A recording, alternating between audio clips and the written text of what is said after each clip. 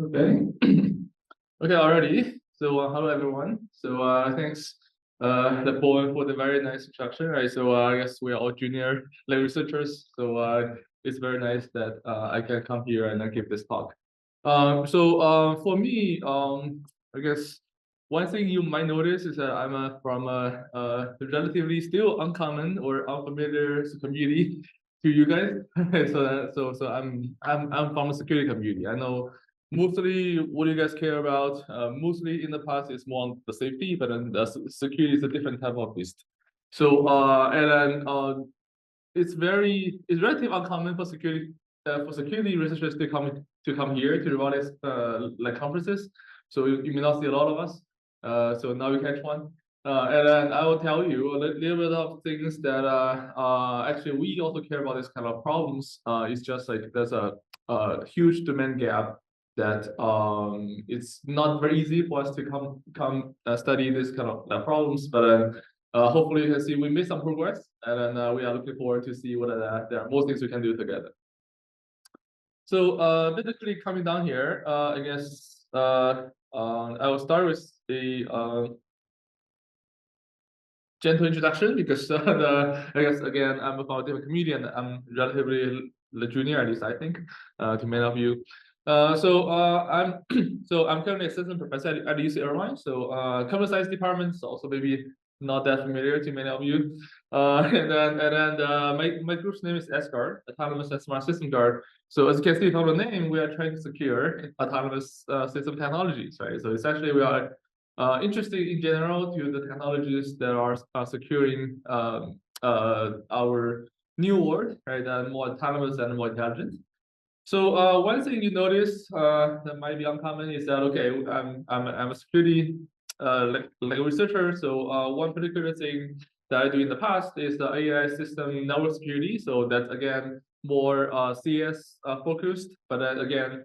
The reason I'm here is that I have a huge interest in systems that call cyber-physical systems, right? So basically the systems that especially those problems that needs integrated consideration of both cyber and physical world, right? That's the exciting part.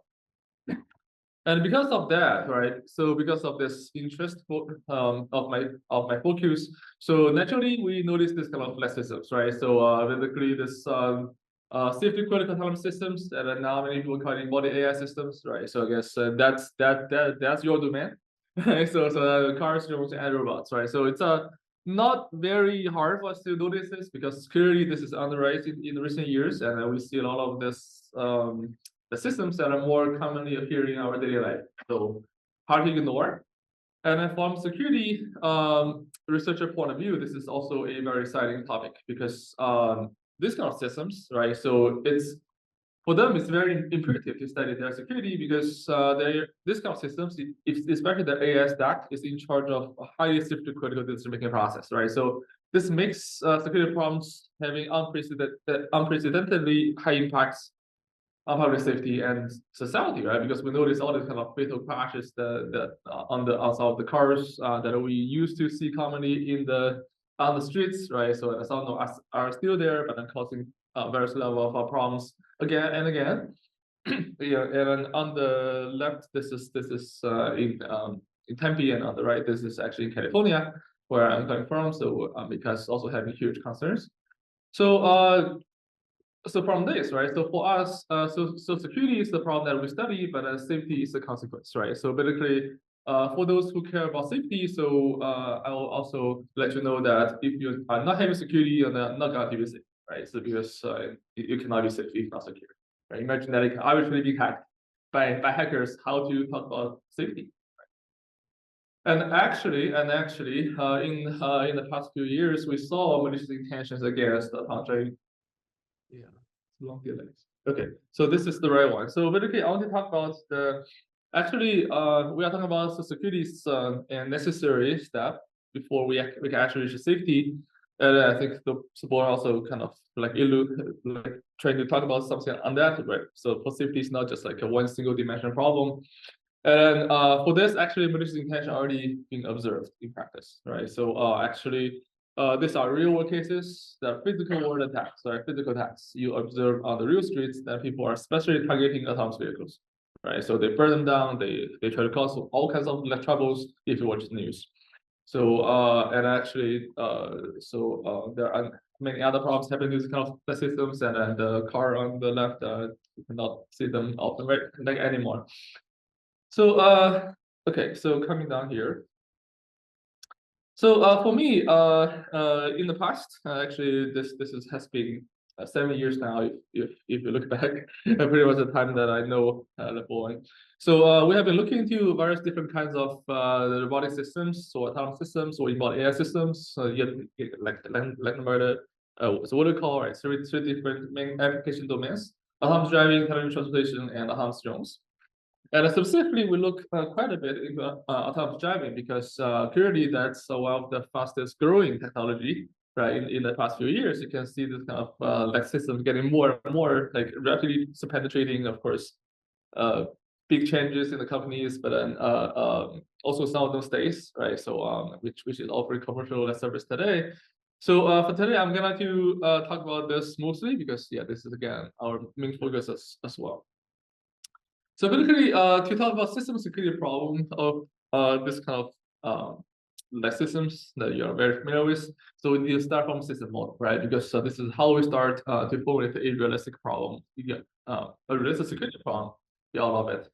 So for many of you, I won't say too much, but then roughly can view it as like, okay, there's a physical world, and then you go to the sensors, and then you go to an AI stack, right? So this is what we care about most. And then now with the term being changed to embodied AI, right? So then the AI part is clearly the focus, more of the focus now, so compared to autonomous systems. And then eventually you go to control, right? So closed control system. So then the definitive feature of this kind of systems is clearly the AI part, and then we hope to find a problem there. And then for many of people here, right, so if you think about security or AI security, so you immediately might be thinking about this because it's so famous, right? So this is called like adversarial examples or adversarial attacks. So basically, yeah. So at least this is very famous in the security world. So how many of you have seen this like image before? Great. So I guess the majority. So okay. So in that case, it's easier.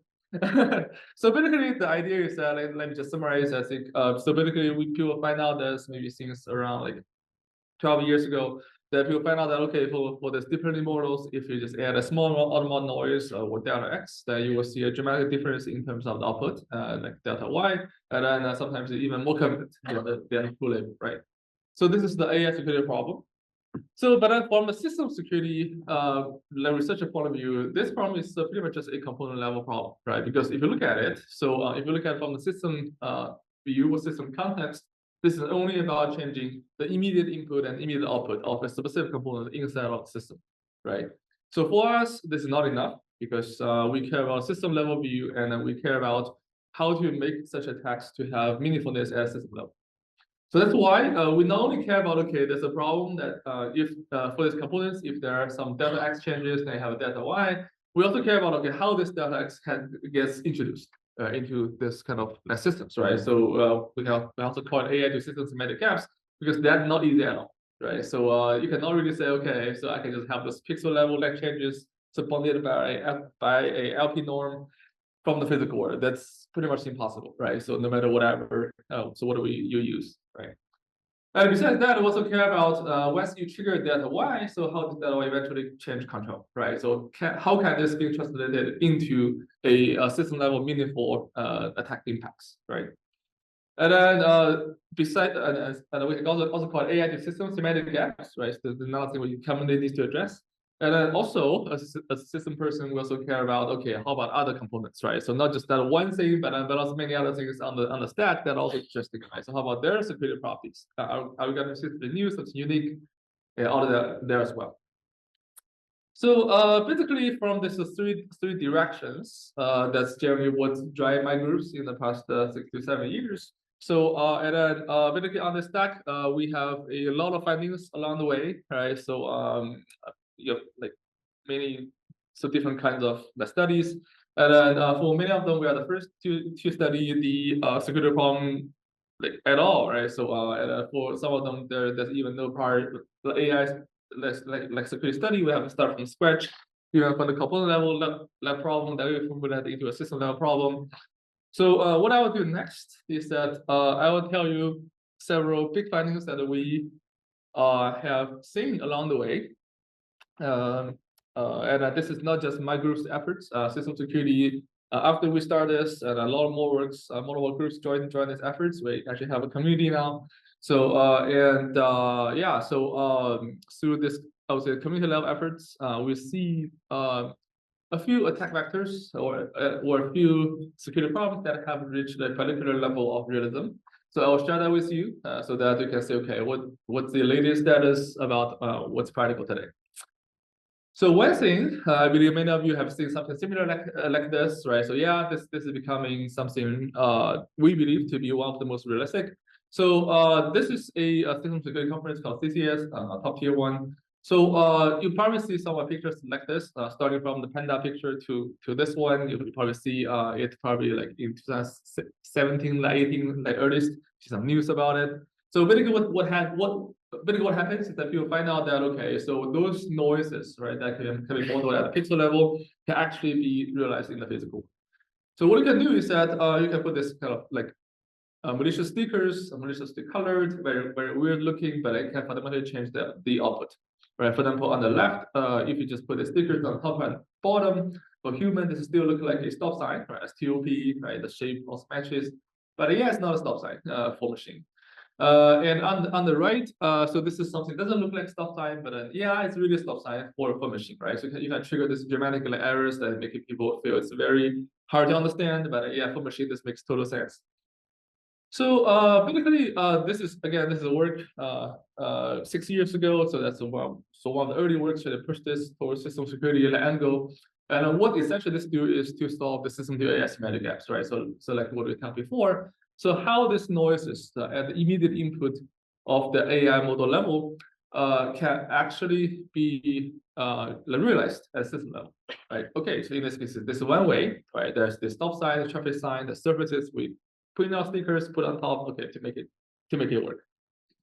But this is only half the problem, right? Like we said before. So once you trigger delta X, sure you can trigger delta Y, but is that delta Y going to be meaningful, right? For the control side.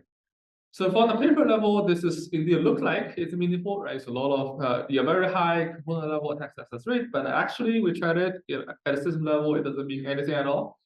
So this is a simulation that we put together. So essentially we want to show this particularly why this kind of semantic gaps actually matters for from the science point of view as well. It's not just like you have this AI component level problem, you will immediately translate to a system level problem. So what happens is that here, so we reproduce existing stop sign disappear stack, right? Well, the most severe ones, you put a stick on top of it, then you will disappear, right? Stop sign's gone. So for all this kind of works, this is one of the earliest work called shift shifter. So it actually achieves over 70% of the frame level success rate. They're very high. But when we put it with the system stack, right, the full end-to-end stop signs handling system stack, it actually doesn't work, right? So yeah, sometimes I need to wait a few seconds to talk about what's going to happen. So basically, yeah, let me show this again. So basically, as you can see, we try to simulate this and see whether it will stop at a stop line, but it stopped. Yeah, it stopped. So basically, this stop sign type doesn't matter at all. So why, right? Because there are two things you can observe here. One is that okay, previously we only talk about object detection, right? Not about tracking, right? So you miss a few like frames, sure, but actually with tracking, they can all be connected and nothing happen at all at a system level, right? The system has certain level of tolerance of that, right? So basically what's happening here. And then the second thing is that the effective piece is moved at the end part, right? So when the car is very close to the stop sign, but at the time the decision is already been made, right? So then the car is already decided to stop. And then when we are at the farthest distance where you can actually have a good stopping, it actually does not work very well like that. So that I still see the stop sign and I still make the stop decision. So we try this, and then the same for other like the representative attack designs you see before. And actually, if you worry that okay, this is just a sim to real gap because this is simulation, and we actually tried it in the physical world as well. same thing happens. We reproduce their attack and really print it out and put it into a stop sign. Yeah, 0% of violation rate at system level for all of those attacks, right? So how to solve it? This problem has been taking us quite a while to solve, and then we actually eventually found out the solution direction that actually works. So we call it system-driven and also AI design. So what happens is that we found that okay, so to do this, right? So if you have a more system view, you are able to have more success along this. So how to do that? Right, first of all, you want to have a system model of the stop sign handling task, right? So something that I think your community might know this quite well. And basically, there are two things that we observe can make this attack much more successful. So one is that you actually that's a system level critical attack range, right? So not all the distance, right? So from the current point to the stop line actually that matters, because when you are actually within the break distance, it doesn't matter, right? So it doesn't matter like how hard you brake, how successful you are in detecting that stop sign, you cannot stop, right? So that's just physics. So that's why we only need to focus this attack on the region that's before that, right? So before the braking distance like region, that's good enough, right? So you don't have to be good at all the locations. Second thing is that actually, if you look at a physical law, right? So actually, the traffic sign or object size distribution is not exactly uniform, which is many people like assume in AI, but it actually not the case. Because one thing you notice is that the people model actually the size of stop sign in your image is actually in a reciprocal relationship to your distance, right? So what happens is that actually this is the actual distribution of the in this case stop sign size, but in general the object size. So you see more often the smaller ones and less often the bigger ones, right? So basically the stop sign size will dramatically go bigger when you are more like closer to the stop line. So that's just physics. But previous works you assume okay we uniformly like sample those possible like sizes and try to make my attack like robust, but this is not the case, right? So just do these two simple things. We actually made a lot of things happen. I don't think this is a real comprehensive way of introducing system model, but this is some way that will show that this can work. And then basically the insights that we should so if we want to formulate this as a system level problem, we want to have a system model in this kind of attack designs. So what happens is that for all of these attacks, you see a dramatic change from 0% to much higher attack success rate. Actually, with this kind of design, just this two simple one, right, which shows how powerful system level design is for this kind of this attack to be successful from end-to-end perspective, right? Okay, so then this is about the stop sign, right? So and then for stop sign, for this kind of attacks, I believe many of you have seen putting patches on top of it.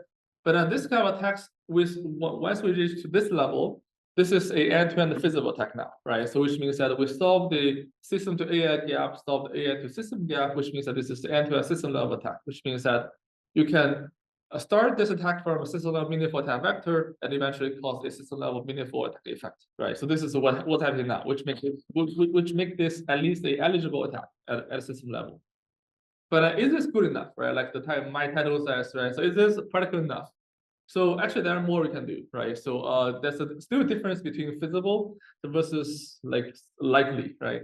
So then in this case, we actually do more in terms of this so-called system to AI semantic gaps. So because one bottleneck we see in the past is that okay, for the patch attacks, they look too obvious, right? So if we drive on the streets, right, so we can see this kind of patches on the stop sign, and it looks very intentional.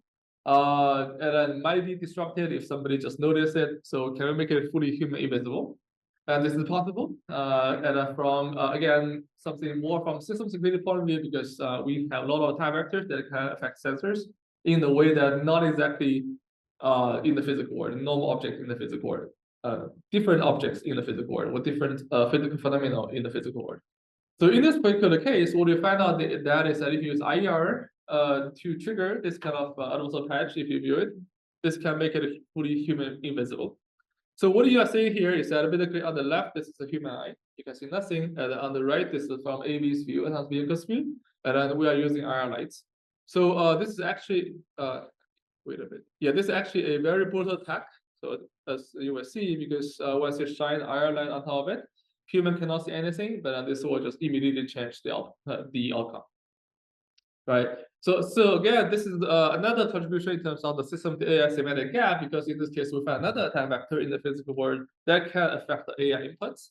And then but then in this case it's more realistic because in this case it's fully human visible. You cannot see anything on top of it, and then we can choose to start or stop at any time of this attack, right? So this is about the camera-based object detection, which is the most commonly studied. But another thing I believe in this community you see a lot is LiDAR. Right? So how about LiDAR? So for LiDAR, we also see after very many years of efforts, you will see almost 6-7 years efforts of building it. Actually, we see a attack vector that are particularly realistic, which is called LiDAR spoofing. So in this particular case, where the actually the first to do the analysis of 3D like AI models in any sense, because we are doing this very early 2019. Well, most people are still doing just the camera and 2D, and then we are first using about LiDAR and 3D because of the system view. And we find the first LiDAR spoofing attack that can achieve system level attack effect, like I said before, from system to AI and AI to system, finish the full closed loop. So this attack is like this, very simple, right? So it has been discovered at around 2016. So people find out that, okay, because LiDAR is using the timing between you shoot the laser out and the time you receive the same laser signal back to calculate the time, right? And then translate that in distance. But if I shoot laser back to your LiDAR, I can potentially change your timing and change the distance. So that's the idea. So it's actually more complicated than that. And this is a real setup if you want to shoot like laser to the LiDAR. And this is what you're going to see. This is the early form of it. So basically, this is a bird's eye view of a LiDAR point cloud of a room. And you can see some dots here. So this is this proof point being like injected if you just do this kind of tap. So you can see just in this web box, right? You can have some control of these patterns by the attacker. It's around like 10 to 20 points at a time. And you can already precisely control the pattern, but you can roughly control this amount of points at that location. That's it. Some control of the distance. So this partially solves the system to AI semantic gap.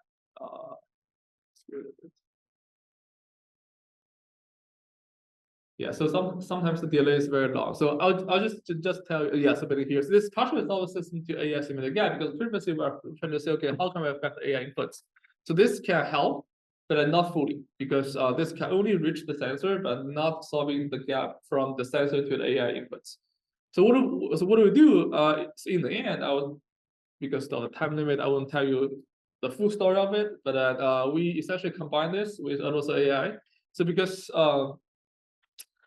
what you notice about this attack is that it introduced some kind of like noise into the 3D like point cloud space. So in this case, we know noise can trigger those examples, right? So of the LiDAR point cloud and the model. So essentially, what we do is that it's threefold. So we fill the other half of the system to AI semantic gap by trying to model the pre-processing process of the AI model here, which is the LiDAR model. And we study a new type of AI component, in this case, the 3D one. And also we fill the AI system semantic gap, and eventually to make it work, essentially we're able to inject a car in front of it. So that's what was happening. But I'm not going to show you the exact thing for this work, because that becomes obsolete now, because because we actually did much more in this. Because even with this, at the time I don't think it's realistic enough. But then a few recent advances that we did in the last year and this year actually make it much more realistic. So basically what we did is to have a more realistic attack vector being discovered for the system, the AI semantic gap, like how we introduce this also AI points into the LiDAR model inputs. So basically the spoofing capability, right, used to be less than 200 points, but now can go over 6,000 points now. So with 6,000 points, guess what you can do, right? So you can directly just draw a pedestrian and draw a car in front of you, right? So this used to be like this, like just a very small amount of points and some randomly shaped, and then what we can do is that okay, you can actually inject this kind of thing, A, B, C, D, whatever you want, and then you can actually draw. So we call it a chosen path injection. So or CPI. So basically, if you want a car, we give you a car. If you want a pedestrian, we'll give you a pedestrian, right? So because this is what it can get from 6,000 points, right? And with that, you can do much more crazy stuff, right? So in this case, this is last year's work. So we put it here just want to demonstrate how large 6 points means to the real world system. So what happens is that with this, you can just like very dramatically disrupt. So the yeah, it has some delays, but you can see more like salt and pepper type of noises. If you turn on this attack, you will see it like this. Just all features gone, right? So all the spatial patterns gone, and then make all this five parts just disappear. So this is events that's very dramatic because if you think about it, right? So now your so previously with even 200 points, you are able to cause end-to-end AS system level effect, right? This is how driving vehicle system level attack effect. But then now with system some points, this become much easier, right? So that's why superior I think does not reach the level of realism that I would bring up to you today, but now it is because of the work last year. And that's just part of the story. So that's another side of it is that actually we found out that the attack scenario become much more realistic now. So previously the experiment is almost done in just a static short distance, but now we can do a long distance and a high victim speed attack now. So basically all the previous works, this is a very recent work just published a few months ago. So all the previous works are just limited to very low speed because yeah, this is their setup. They haven't looked into this, and their distance is very short, right? So then we get criticism. So okay, you can do this. How about we just throw stones to the top vehicle? You can do the same. So okay, so then we said no, actually that's not upper bound of this attack ability. So actually this can achieve long distance, more than 100 meters away, and then this can make it work at a car at a very high speed, at more realistic speed, 60 kilometers per hour.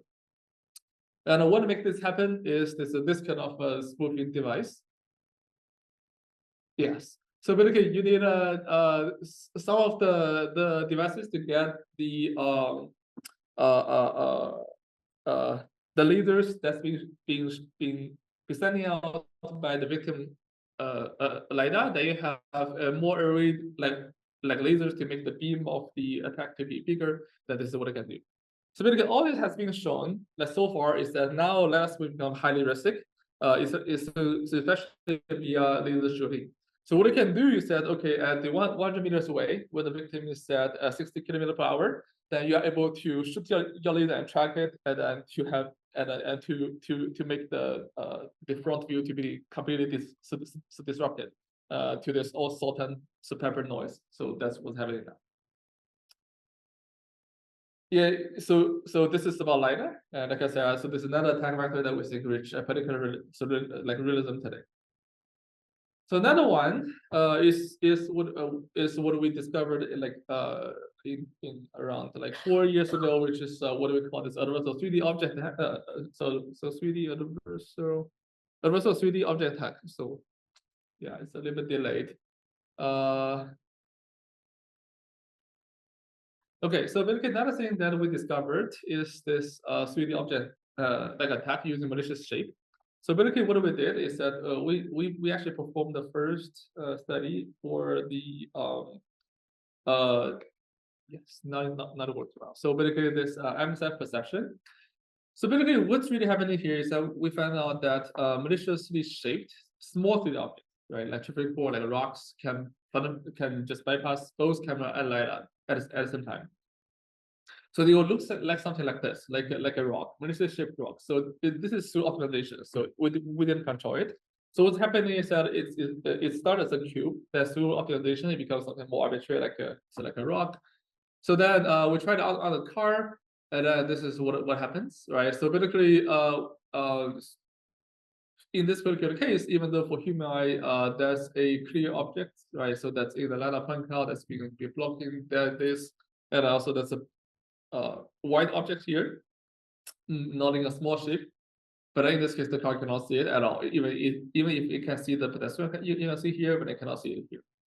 So basically, why this happens is because it's a small objects, right? So the model was originally also like having a hard time to precisely detect them, but now with all the shape changes, okay, it becomes even more successful, easily to bypass those.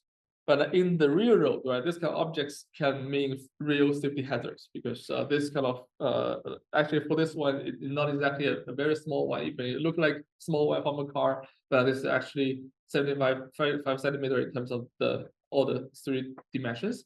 So for the kind of things, definitely don't want to crash into it. If you're driving, right, it might damage your chassis or even cause other big problems. But yeah, you cannot see it, right? If it's a rock, you don't want to crash into it, right? And then this is all about perception, right? So if you target perception, so what you will see is that, okay, so you will see some malicious shape, right? Weird shape, weird texture, weird color, but actually just give another flavor, so which actually can make all this weird shaping, weird looking to be all gone. It's about planning. So this is more about a downstream task, right? So for this one, the features and the object looking doesn't matter now. What really matters is the semantic meaning of it, right? So where they are. So in this case, we are able to find that actually some common road objects, like there's a cardboard boxes or parked bikes on the roadside. If you position them carefully, you can also trigger like undesired joint behaviors of the car. So basically, this is what happening, right? So this is a actually auto-aware. I think many of you know it, right? So and also the same thing happened to Apollo as well. So if you just put this some objects, doesn't have to be this, but this is just an example. So you put a box here and then put a coin here, that will just trigger a sharp full stop, because in this case there's some vulnerable like code logic in the planning parts that will think this actually blocks the road fully. So this is actually not a very uncommon thing, right? So this is a picture that I took at Irvine, a road I pretty much like always drive when I go home, and I can see this kind of things, and this actually being inspired there. So we also try this with the rear car, and then in this case, like I said, it doesn't matter what the object is, doesn't matter the look, doesn't matter the shape, right? In this case, the position matters. There's also putting the specific positions. In this case, you can use the trash can, you can use a box, doesn't matter, and then you'll just trigger the undesired driving behavior. So basically, again, so this is not a flavor, right? So as you can see, it doesn't. So we don't need to see a very weird looking, right? We don't have to see a weird shape, but in this case, it's more about semantics, right? The spatial properties of it can also trigger vulnerabilities, and this only happens when it's got to more downstream of the AD stack or the AI stack. So we have many other things that we discovered like along the way, but then for more interest, you can look at our website. So, but then the ones that, again, like I said, there's a reason that I bring up those 4, because those are the ones that I think reach a particular level of realism because of all the research and demonstrations that's been done in my community so far. So basically, all these top-side attacks, right? So this you put weird things on top, no matter using sensor attack or using these physical patches. And also LiDAR spoofing, like I said before. So previously there's some gaps in terms of the system to AI semantic gap, because in this case you have to aim and shoot and track, right? But yeah, this has been solved by a work just published a few months ago. So maliciously shaped 3D object, especially a small one, right? So it can fundamentally bypass both, and it's the obstacle on the road. You have to be careful, and you have to avoid that. And also normal objects, right? So this is more towards a downstream task. And in this case, anybody can just grab 2 objects and put it on the road if they know this vulnerability, right? So in this case, like I said, these are the ones that are reaching a particular level of realism. So basically, with all this research so far, after like 7 years, right? So what do you think? So how do you answer this question that I put in my title, right? So how much should we worry about this kind of security problems in practice? I think we should be worried, right? So in this case, because previously, if it's just a component level problem, it doesn't really reach the system level, there are many gaps to be solved, but now it's not, right? So now we have many cases here that can achieve a system level attack effect, from system level input space to the system level output space, and affect a critical system level property like safety here, or other properties here like some mobilities ones and so forth. So yeah, to that question, we should be worried, right? So at the main of this, as you can see, we push not to the feasibility, but also to the more likelihood about this to happen. So from the high cost ones to low cost ones, and in this case, these are particularly low cost, right? So this also the question that we should be worried, but then there's another question that we hasn't been answered, is that okay, so if we should be worried, start from when, right? So when should we start take actions, right? So if we should be worried about this kind of problems in practice.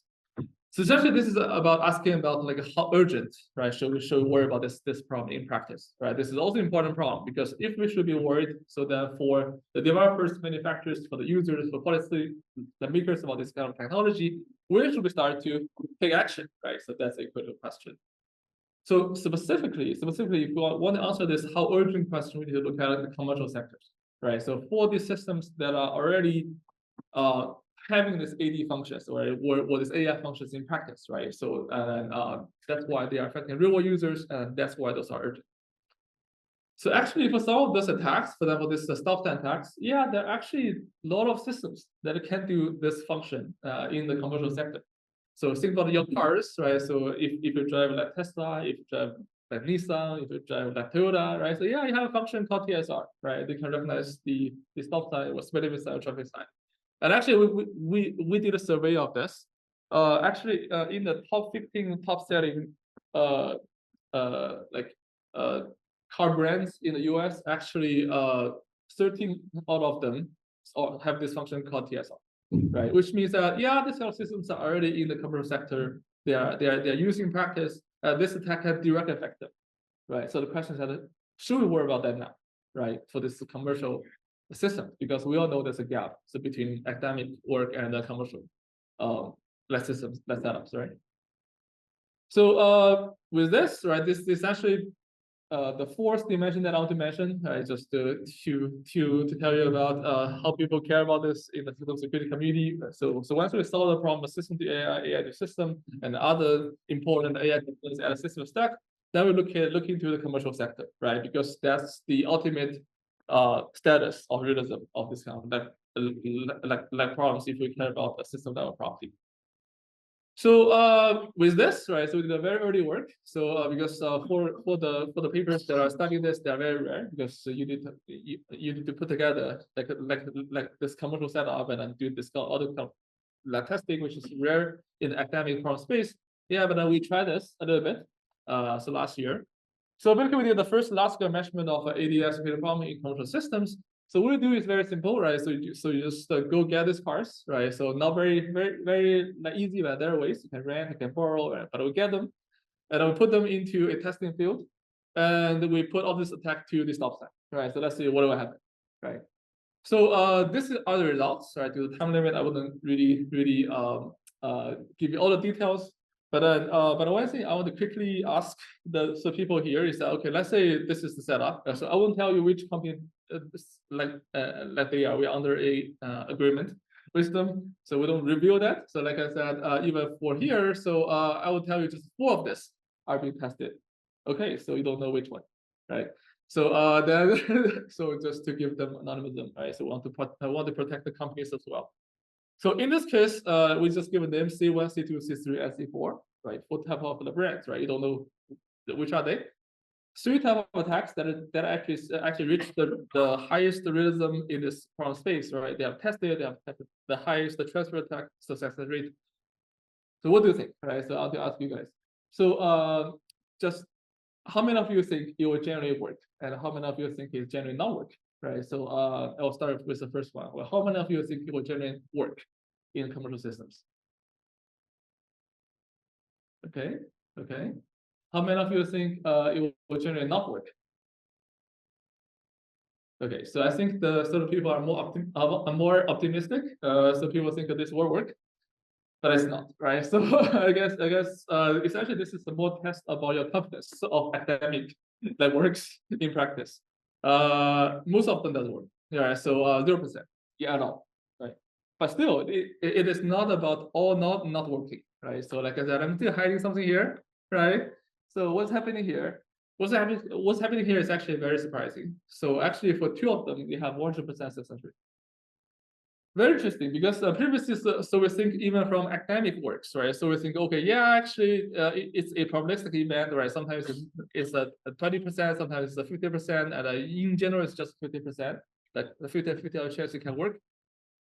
But actually, for some of the car models, like the real commercial models, they are 100%. So no matter how many times we test, they always fit, right? But then for other ones, they always like that case, and also the attack case, it doesn't work at all. But then for this one, it will always work. So these are the two cases that actually always work, right? So because these two cases, we are still trying to figure out why. So they look very similar to other ones, right? So all like arbitrary equipment, but yeah, this two works very well. And actually, we didn't expect this at all, because we expect, okay, probably it's like more like 50%, 60%, but always, which means that if you do this kind of in practice, you'll always be able to for one type of commercial vehicle. Very interesting, which means that the things that we do in academia actually means something. It's not really like useless in practice. But of course, if you look at the general like picture, okay, it doesn't work in general. so actually, if you put all this together, it's actually lower than 10%, right? Which is actually lower than what we expect in academia. And actually, we dig into this, right? So we found out that there's one factor that's actually affecting this, that's likely to affect this. So we call it spatial memorization.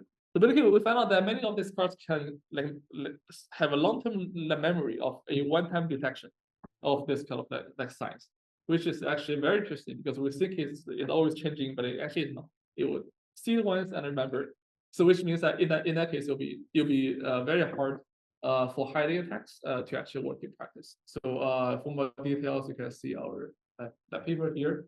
I wouldn't go into it, but we actually theoretically proved that. So with this kind of setup, hiding attacks will be theoretically harder than appearing attacks.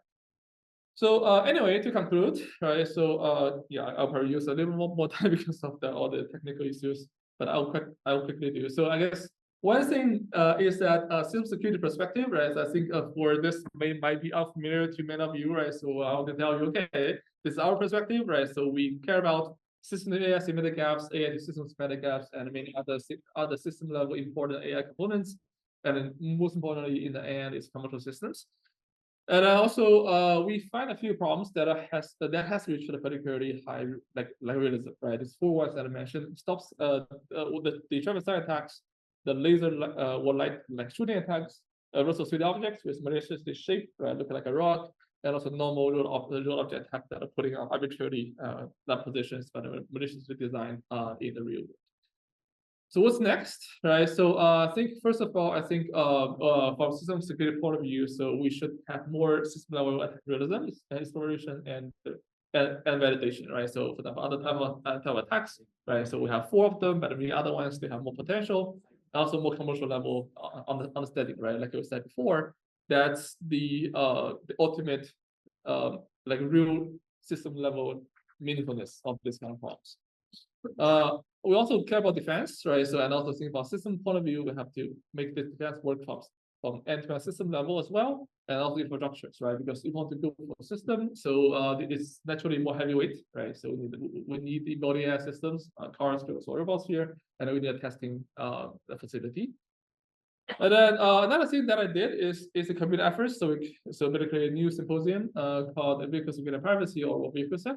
So this is actually the first academic conference dedicated to vehicle security and privacy topics. We define vehicle broadly as any machines transporting people or goods, can be ground or aero or underwater or space, whatever. But yeah, all vehicles. If you look at the definition, we had a record number of submission number and attendance every year, and then now it's transitioned more from a one-day small-scale event to a medium-scale 2-day events. So this is this year, the 3rd time. So in August, and then 2 days at Seattle. So if you have time, feel free to join. This is a Twitter account if you want to just check out what system security people are doing in this problem space, and then probably half of the community are more on the AI side as well. So yeah, so with that, I'll just thank all my sponsors, and then this is my contact information, and then yeah, that's it. So it took a bit longer than I expected, but then yeah, hopefully we still have time for questions. Yeah, thank you.